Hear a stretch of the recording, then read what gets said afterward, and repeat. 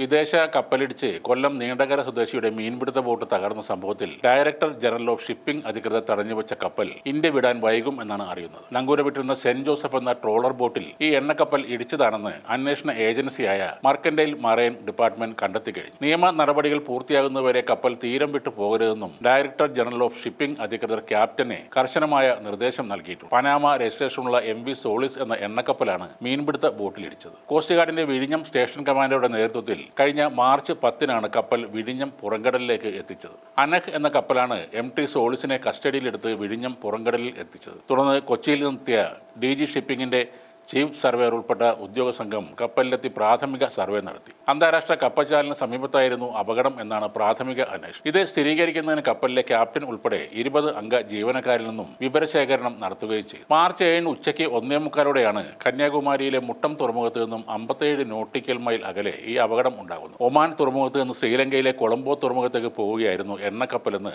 അധികൃതർ പറയുന്നു. ബോട്ടിൽ ഉണ്ടായിരുന്ന 11 മത്സ്യത്തൊഴിലാളികൾ കപ്പലിൽ ഇടിച്ചതിന്റെ ആഘാതത്തിൽ കടലിൽ വീണിരുന്നു. ഇവരിൽ 9 പേരെ അപകടത്തിന് ഇടയാക്കിയ കപ്പലിലെ ജീവനക്കാർ തന്നെ രക്ഷപ്പെടുത്തിയിരുന്നു. അതേസമയം ഇവർക്കൊപ്പം ഉണ്ടായിരുന്ന കൊൽക്കത്ത സ്വദേശികളായ ലഖാനെയും അദ്ദേഹത്തിന്റെ മകൻ ബാവലിനെയും ഇതുവരെയും കണ്ടെത്താൻ കഴിഞ്ഞിട്ടുമില്ല. മർക്കന്റൈൽ മറൈൻ ഡിപ്പാർട്ട്മെന്റിലെ ഉദ്യോഗസ്ഥർ നടത്തിയ പരിശോധനയിൽ ഈ എണ്ണക്കപ്പലിന്റെ മുൻഭാഗത്തിന് തൊട്ടു താഴെയുള്ള ബൾബസ് ബോ എന്ന ഭാഗമാണ് മീൻപിടുത്ത ബോട്ടിലേക്ക് ഇടിച്ച് കയറിയതെന്ന് കണ്ടെത്തിയിരുന്നു. കപ്പലിന്റെ ഈ ഭാഗത്തുള്ള പെയിന്റ് ഇളകിയ നിലയിലാണുള്ളത്. കൂടാതെ പല സ്ഥലങ്ങളിലും ബോട്ടിലേക്ക് ഇടിച്ചു കയറിയതിന്റെ ഫലമായി ചതഞ്ഞ പാടുകളും കണ്ടെത്തിയിരുന്നു. കപ്പലിലുള്ള ഡാറ്റ റെക്കോർഡർ കൂടി പരിശോധിച്ചായിരുന്നു ഇക്കാര്യം സ്ഥിരീകരിച്ചത്. കേരള മാരിടൈം ബോർഡിന്റെ നിയന്ത്രണത്തിലാണ് DG ഷിപ്പിംഗ് അധികൃതർ അറസ്റ്റ് ചെയ്ത MV സോളിസ് എന്ന കപ്പൽ. ഇപ്പോൾ വിഴിഞ്ഞത്തെ പുറംകടലിലാണ് ഈ കപ്പൽ നങ്കൂരമിട്ടിരിക്കുന്നത്. ക്യാപ്റ്റനടക്കം 24 പേരാണ് കപ്പലിലുള്ളത്. പുറംകടലിൽ തങ്ങുന്നതിന് വാടക ആയിട്ട് ഏകദേശം 20 ലക്ഷത്തോളം രൂപയാണ് കപ്പലിന്റെ ഏജൻസ് മാരിടൈം ബോർഡിന് ഇതുവരെ നൽകിയിട്ടുള്ളത്. ചിറക്കര സ്വദേശി രാജേഷ് മാത്യുവിനെയാണ് സെന്റ് ജോസഫ് എന്ന ട്രോളിംഗ് ബോട്ട്. മത്സ്യബന്ധനത്തിന് ശേഷം